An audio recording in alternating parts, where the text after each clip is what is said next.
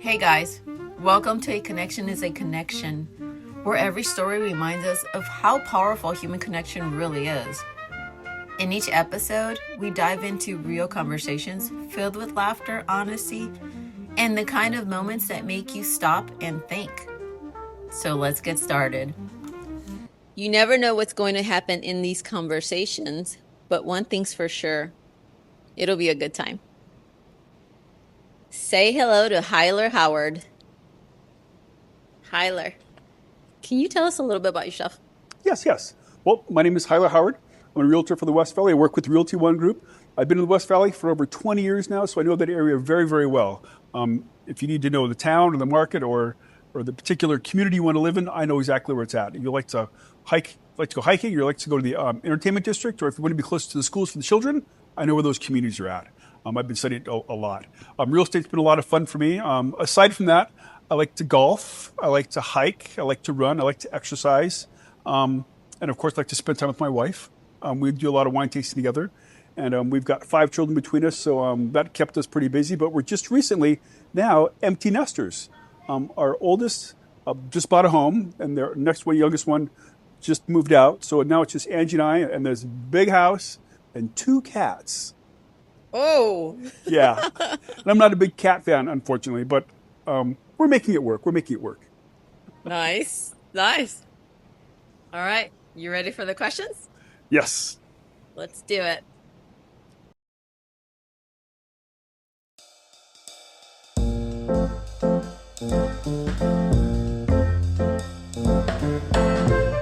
What's a tradition in your family or culture that holds deep meaning for you? That's a good question.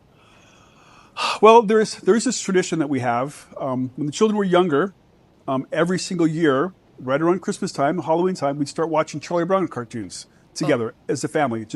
We'd get popcorn, sit down, dim all the lights, kind of sit close together. And it became a bit of a tradition because my mom and I would do the same thing when I was younger. Oh, yeah. When our children were young, when my sisters and I were younger. So Charlie Brown kind of became a thing for me growing up. And when the holiday season came out, I taught it to the children. And so now every Halloween when Charlie Brown comes on, we're in front of the TV. Thanksgiving, we're in front of the TV for that. And then the Christmas episode, we're in front of the TV for that. And that carries deep meaning for me because it sets a pattern that they can expect something traditionally to happen in their lives as well as for me. And it feels good in a sense to be a father and have kind of pass it like that on to them. And it gives me an opportunity to spend time with them. It just feels really good to have that time together. And it's more than just watching a cartoon. It's pretty unique. It's just a special time together. So yeah, I like that a lot. It's a tradition. As it turns out, Brooke is going to come over, I think, next weekend to help us watch the show together again. And then my son Hayden is going to try that with his family because he's moved on and is now married. And so he's going to teach that to his wife. And so I think he's going to start his tradition in that sense. So pretty exciting. Nice. Do you think that you'll do that with the grandkids sooner? Oh, yeah, I think so. Looking forward to it.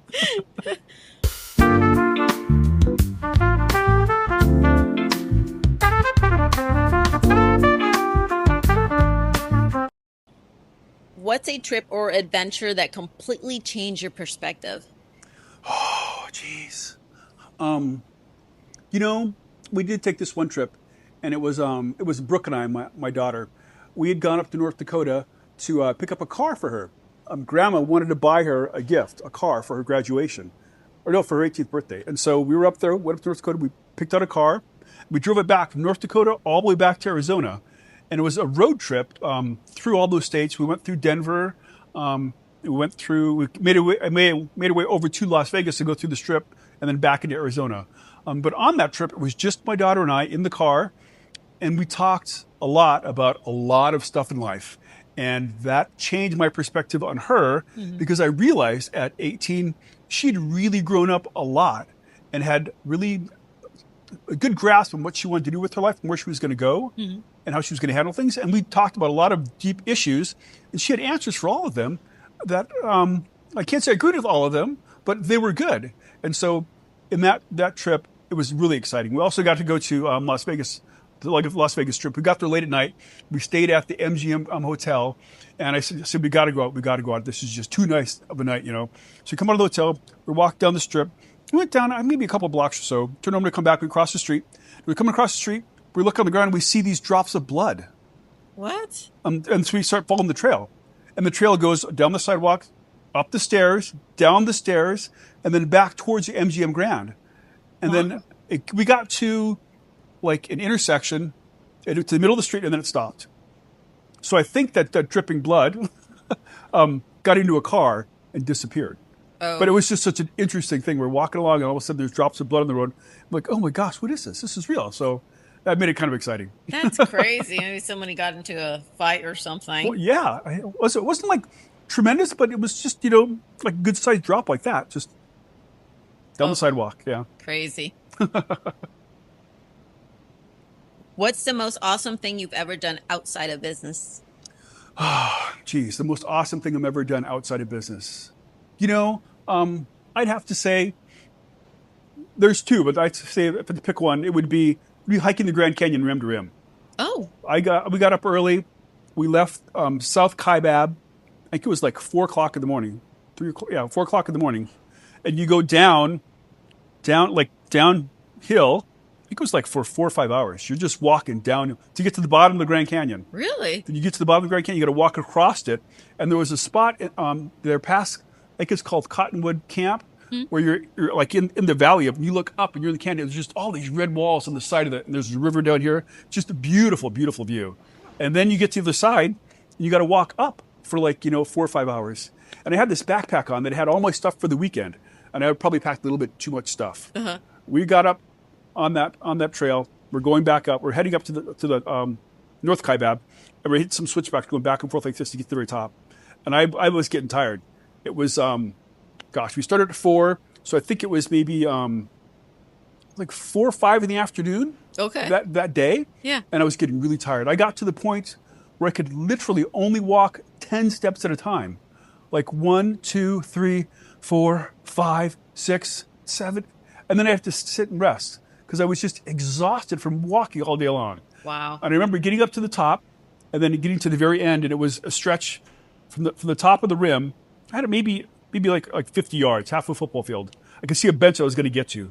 And that bench was such a reward to get to that and then take off my pack and just rest. Oh my gosh, I couldn't believe it. But I learned that I've got a limit that I can't exceed. And it was that.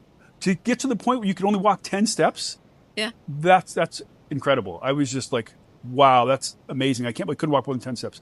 Then we got done, we had to do it again. So we had to go back to our car 2 days after. Oh, shoot. We're going back, and we're going up Bright Angel Trail. And that trail, I think it ends with railroad ties as steps. And we got to there, and my hip flexors gave out. So I had to lift my knee over all those railroad ties to get to the top. We got to get to the car. I was like, oh my gosh. Oh no. So exhausting. And then I got there, took off my pack, I sat in the car and just rested. The person I was supposed to be driving, so it was going to be okay. But oh my gosh, that was an excruciating trip, but it was amazing. And I would do it again when I could. Yeah. I mean, that was a lot of fun. It was just, I knew how much I could do. Now I'd like to go and maybe pack the right pack and go the distance without having so much excruciating pain, Yeah. So that'd be my next adventure. I would assume that you'd probably have to do some serious training fit and to do yeah, something like that. We trained before that, hiking Camelback, hiking South Mountain, walking flat trails, And one tip about that is that when you go in your shoes, maybe an extra half inch bigger than normal, and put cotton in all the front for your toes and cotton in back for all of your heel. So when you're going down for those 6 hours, you're just rubbing on that cotton and not crunching up your toes. Oh. So what tip paid off, because my toes felt fine after that. Yeah. I was like, oh my, but I could see it going down, you notice it. So it was pretty interesting. That's awesome.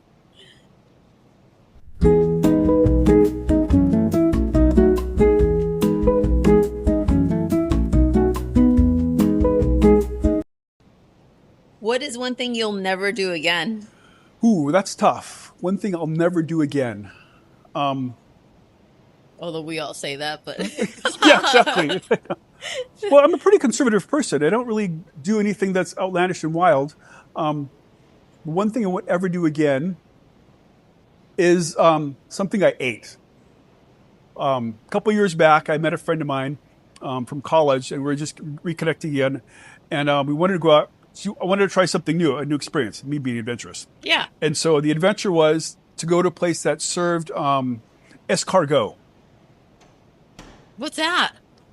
It's actually snails. Oh.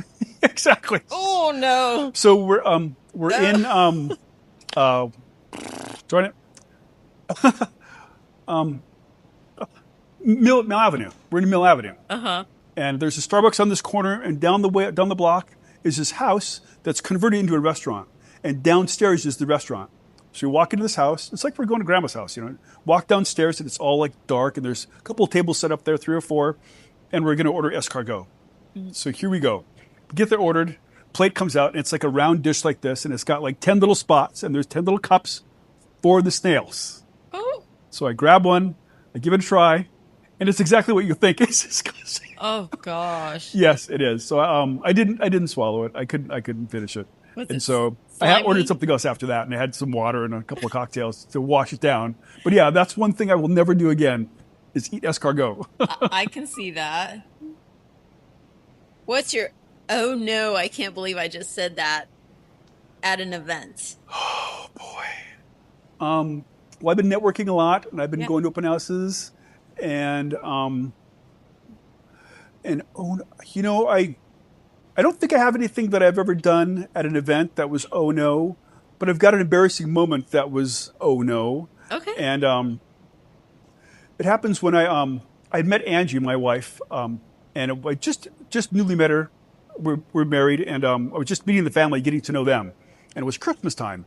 And one thing they like to do is to stay up late on Christmas Eve, and they play games all through the evening. I think it's Christmas, and we were playing charades. Uh-huh. Seems pretty simple. Seems pretty mild. Seems good, you know. And so I was being cautious and careful. So I wasn't drinking yet. I was just trying to maintain myself, make sure I was good with all the family. You're going to be the good person, do the right thing, say the right thing. Yeah. And so I thought charades would be fine. There's nothing wrong with charades. You can't see anything wrong with that. So Angie and I get up and we get this, and it's her older sister who gets the clue that she's going to give it for us to guess. And I couldn't get it. And so part of the issue is that her older sister is not so much a patriarch, but she's older in the family. She kind of comes with more respect. She's more revered. And I didn't want to step on any toes. So she gets this clue, and she starts hopping around, up and down, up and down. Then she's going like this, and she's hopping around. And so after a bunch of clues like that, similarly, I get to Mitt the Frog. And I'm like, Mitt the Frog. And she's like, you got it. I said, Mitt the Frog? Mitt the Frog, say it, finish it, say it. And she didn't say it, but she's like, encouraged me. And I'm like, Mitt the Frog. And Angie is like, you got to get this, Hyler. It's so easy. Mitt the Frog, you're there. And so her sister is dancing. She's like, well, what more can I do? So she's jumping around again and doing this. And then we got all done. And so finally she says, Hyler, it's Kermit the Frog. You couldn't get Kermit the Frog from the Muppets? I'm like, oh my goodness. So I felt so embarrassed and just so belittled. Like, oh, how could you not get that? I wanted to just disappear and leave the room. I was embarrassed. And even now to this day, every so often they're all, Mitt the Frog? Oh my gosh. So yeah, that's my oh no moment where I should have said the right thing and I said the wrong thing. Well, but you got a little too excited. You couldn't think clearly. Who knows? Oh. Who has had the biggest influence on your life, and how did they change you? Biggest influence on my life? Well, yeah, okay. There's really two. Okay. Of course, having children has an impact on you. And then there was one before that. So before that, I had a boss who really believed in me and my ability. I was just getting into accounting, doing well and taking off. And I started with him at this furniture manufacturing warehouse design center. And I was doing the accounts payable for them. And he said, Hyler, I've got a lot of confidence and faith in you. You seem like a good kid and you seem smart, like you know what you're doing.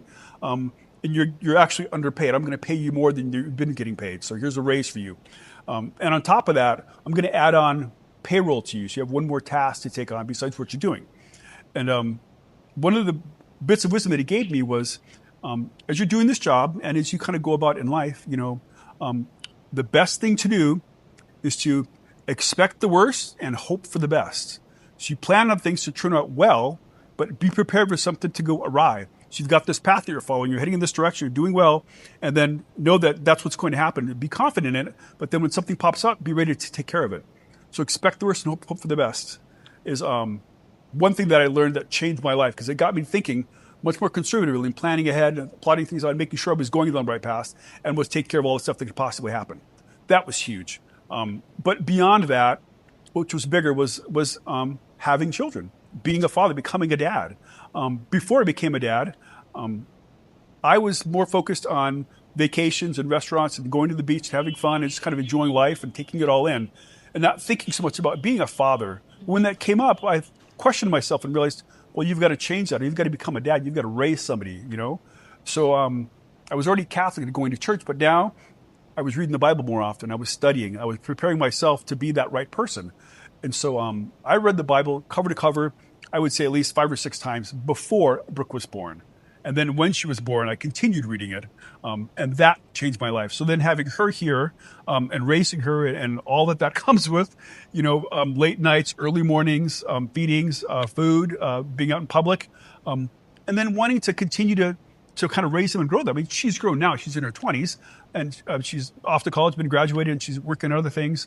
But still, as a dad, you have that drive and that desire to want to make sure that they're okay, that you've guided them along the right way, and they're doing that same thing. So definitely having children has changed my life and has a big influence on my life and is still changing me now. Wow, that's awesome.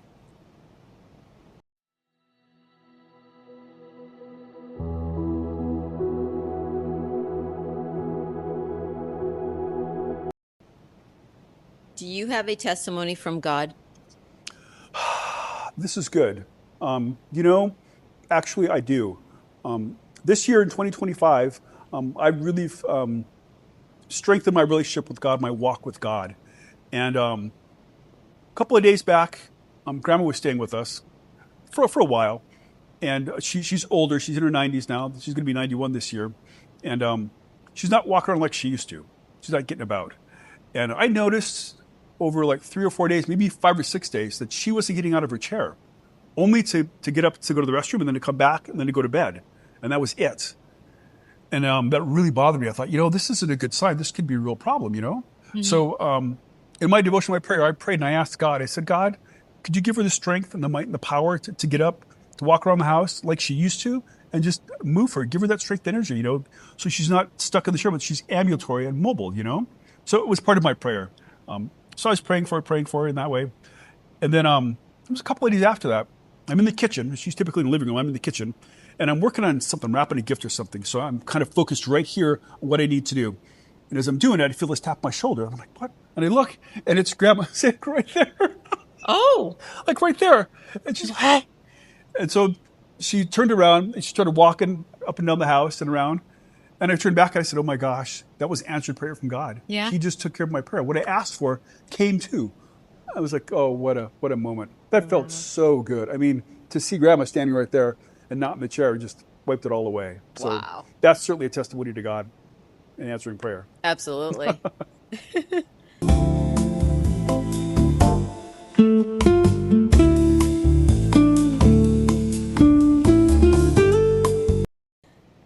What's the worst advice you've ever taken, and how did it turn out? Well, I've told you the best advice I got. Yeah. The worst advice I got. Well, I did get advice from someone to play a game of truth or dare. Oh. And that would not go well. No, it didn't go well. So I said, okay, yeah, we'll try it. We'll try truth or dare, okay? And so in this situation, instead of picking truth, I picked dare. Okay, that's pretty good. I can handle a dare. Well, the dare was to have pickled pig's feet, to take a bite of pickled pig's feet. They came in a jar. Oh, yeah, yeah. And so I said, okay, well, that's the dare. I've got to do it. So, yeah, that was almost as revolting as the escargot. Yeah, that didn't turn out well at all. That was bad advice. Did you eat a portion of it, or did you eat I took a bite, and then I tried to swallow it, but I couldn't.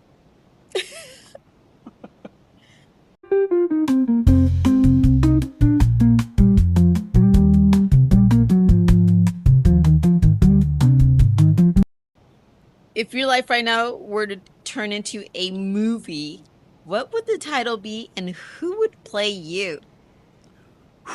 A movie, huh? Well, okay.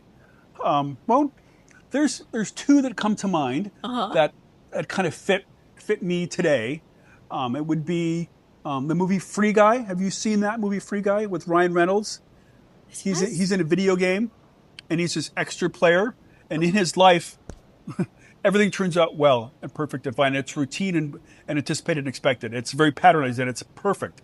Of course, the movie itself goes into chaos and changes. Yeah. So there's that part of my life where things are really patternized and exact and routine. We're in the same stuff all the time, doing the same thing all the time, and that part kind of seems like me. And there's another movie called The Secret Life of Walter Mitty. Oh. He has a simple humdrum life, but he has these imaginations of all these tremendous adventures he's going to take, So he's got this idea in his life that he's living this, but he wants that.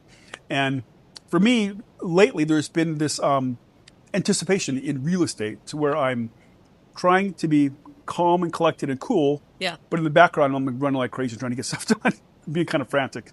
So there's a bit of a hidden life in that, in the sense that, I've got this stuff I got to get done, but I want to take care of you as well, And then, of course, the simple, plain, together, well tracked out life of Free Guy together. So I'm not sure what it would be called. The Life and Times of Hyler Howard. There you go. There's a movie. Yeah. Oh, so who would play you? Well, I would pick one of those characters, I think, and I think maybe Ben Stiller could pull off my look and me and my mannerisms the most. So Ben Stiller in The Secret Life of, or the Life and Times of Hyler Howard. Perfect. How are you leaving the world? You mean like leaving the world? Yep. Exiting? Yep. Oh, okay. Mm-hmm. Well, like your legacy. What what type of legacy, or what would you? No, not that. I was thinking about. No. Okay. That would be a little dark. No. Well, yeah, because that's what I was thinking. Leaving the world. Okay. Well, then I thought, well, I'm leaving it behind. But okay. How am I leaving the world? That's going to be interesting. Our intent is to reach retirement, kind of have a life we've kind of done our exploring.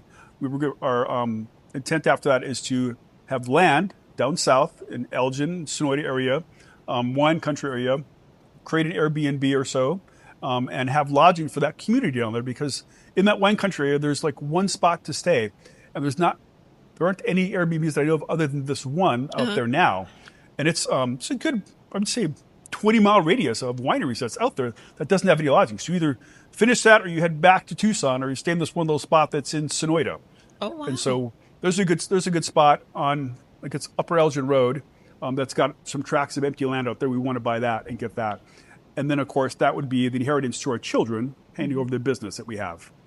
So I'd be leaving that way. But I don't expect to do that until I'm in my 90s or 100s.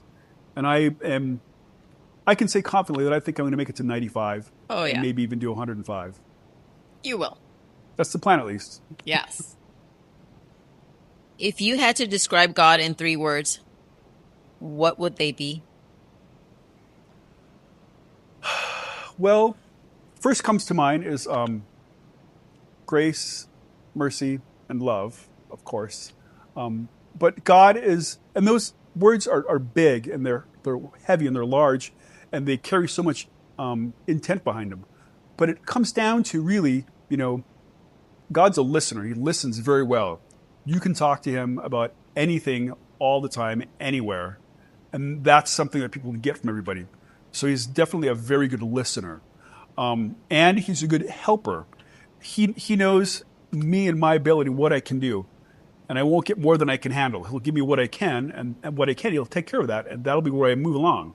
So he's a great helper. He's a great listener. And he's a great guider, in the sense that he guides my life. He knows what doors I need to go into, what doors I don't need to go into. And he knows how well I'm going to do in them when I get there. So as a listener, it's important because people listen to each other. I say to my wife, I love her. She says she loves it to me. But she doesn't know that intent that I have for her. And I don't know the intent that she has for me sincerely, but God knows the exact intent in my heart of the love that I have for her. So when I say I love you, he knows it, exactly what I mean. And when I say I'm sorry, and I'm sincerely sorry, he knows sincerely in my heart the pain that's there to express it. So in that sense, he's that kind of a listener. And I think that's what's important for people to understand. When you talk to God, that's how he listens. He knows exactly what you mean when you say, I'm sorry, or I wish I did this, or I should have done that, or I really love this person, I really want this to happen. He knows how much you want that urge in your heart.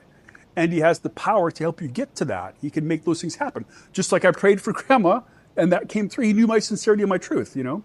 So yeah, grace, mercy, and love, but also a tremendous listener, a wonderful helper, and a spectacular guider. That's God the Father. Hyler, thank you so much for taking the time to spend it here with me. Can you give me a 30-second commercial of your business and how people can connect with you? Yes, of course. So, well, like I said, my name's Hyler Howard. I'm a realtor with Realty One Group. I'm in the West Valley. The best way to contact me, of course, is through Facebook. I'm on LinkedIn and I'm on Instagram. My phone number is 602-799-8964. You can look me up on Facebook, Hyler Howard.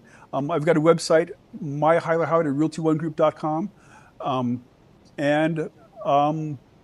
That's what I do. But I want to share also that with regards to real estate, I think it's important that when you look for a realtor, you find someone who really listens to you, understands what you want and what you need, and can help you get those things. That's what's important in finding a realtor. And that's what I'll do for you as a realtor. Thank you so much. And stay tuned for the next one. Of course.